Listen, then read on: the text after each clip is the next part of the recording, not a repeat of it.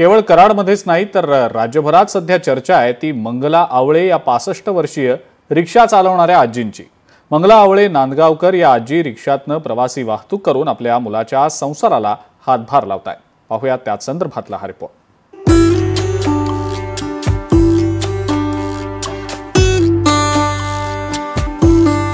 65 वर्षीय आजी रिक्षा आजीचं सर्वत्र होतंय कौतुक। नांदगावच्या आजींच्या रिक्षाला प्रवाशांची पसंती। या आहेत नांदगावच्या रहिवाशी मंगला आवळे। या 65व्या वर्षी अगदी सुसाट अशी रिक्षा चालवतात। त्यांच्या रिक्षामध्ये बसायला आता प्रवासीही घाबरत नाहीत। अगदी शांत आणि नियमाला धरून रिक्षा चालवणाऱ्या आजी आता परिसरात चर्चेचा विषय बनल्यात। आपल्या मुलाची रिक्षा घरासमोर उभी होती, ती शिकवण्याचा हट्ट मंगला आवळे या आजींनी आपल्या मुलाकडे केला आणि मागील 6 महिन्यांपासून त्या रिक्षा चालवून आपल्या मुलाला मदत करतायत। रिक्षा घेऊन दिली? रिक्षा नाही कोणी घेऊन दिली, माझ्या मुलानंच घेतली। मुलानंच घेतली होय?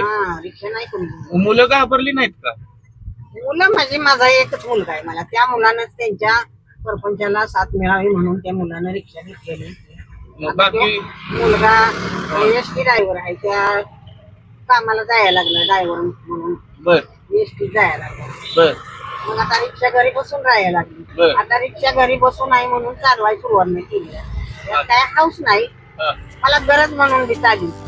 मंगला आजींना 4 मुले आहेत, त्यापैकी 3 मुली आणि 1 मुलगा आहे। मंगला आवळे यांच्या पतीचं अकाली निधन झाल्यानं संपूर्ण संसाराची जबाबदारी त्यांच्यावर पडली।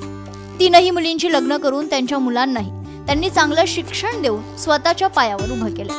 त्यांच्या 65व्या वर्षी रिक्षा चालवण्याच्या निर्णयाला त्यांच्या घरातील सर्वांचा पाठिंबा आहे। खास करून त्यांच्या रिक्षातून प्रवास करणाऱ्या प्रवाशांना ही त्यांच्या वाहन चालवण्याचं कौतुक वाटतंय। आजी चांगल्या रिक्षा चालवतात आणि अतिशय उत्स्फूर्तपणे त्या चालवतात। महत्वाचं म्हणजे एवढं वय झालंय आणि त्या रिक्षा चालवतात, हे विशेष आहे। पण मग तुम्हाला हे अप्रूप नाही का वाटत की आजी? अप्रूप वाटतं की, आणि उलट हाऊस वाटते की त्यांच्याच रिक्षात बसावं अशी। तुम्हाला यांच्या रिक्षातून प्रवास करावासा वाटतो। मंगला आजीचा मुलगा आणि नाती त्यांच्याबद्दल बोलताना त्यांना मंगला आवळे आजींनी या वयात धाडस करून रिक्षा चालवण्याचा घेतलेल्या निर्णयाचा अभिमान वाटत असल्याचं सांगितलं। रिक्षा 1 वर्ष 1.5 वर्ष तशीच घरी बसून होती, तिला काहीच काम नव्हतं, मलाही ते चालवणं शक्य नव्हतं। मग आईच्या मनामध्ये तो विचार आला की एवढे दिवस रिक्षा घरात बसून नाही तर मग मला तरी चालवायला शिकव, म्हणून मी तिला रिक्षा चालवायला शिकवली आणि तिनं 15 दिवसातच अतिशय चांगल्या प्रकारे रिक्षा शिकली आणि ती आता सराईतपणे रिक्षा चालवते। या सगळ्याचं कौतुक आम्हा सर्व कुटुंबियांना आहे। तुझ्या मित्र मैत्रिणी वगैरे काय विचारतात का आजी? हो विचारतात की। मग तू काय सांगतेस? काय ना, कौतुक करतात सगळे आजीचं। तुला पण बरं वाटतं? तू कधी फिरतेस का आजी बरोबर रिक्षा? हो फिरते की, छान वाटतं। ते नेतात कधी कधी बाजारलाही, मी स्वतः पण जाते त्यांच्यासोबत। शाळेत जाताना आजी रिक्षा घेऊन येते, मग तेव्हा अशी बघतात की आजी रिक्षा चालवते, ते आश्चर्य करतात। त्यावेळी एवढा आनंद होतो की एवढी वयस्कर आजी रिक्षा चालवते आणि ती माझी आजी आहे म्हणून एक अभिमान वाटतो। कष्ट करायचं असेल तर त्याला वयाची मर्यादा नाही।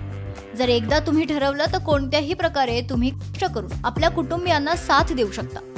65व्या वर्षी सुसाट रिक्षा चालवणाऱ्या आजी सुद्धा सर्वांना प्रेरणादायीच आहेत।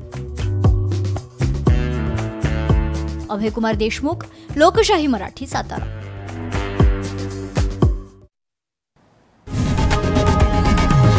लोकशाही मराठी ऐका, पहा, जागरूक रहा।